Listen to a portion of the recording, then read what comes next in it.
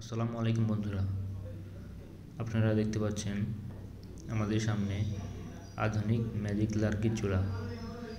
আমাদের সামনে কমার্শিয়াল 12 ইঞ্চি যে চুলাটি দেখতে পাচ্ছেন, এটি হলো ছোট ছোট হোটেল রেস্টুরেন্টের জন্য।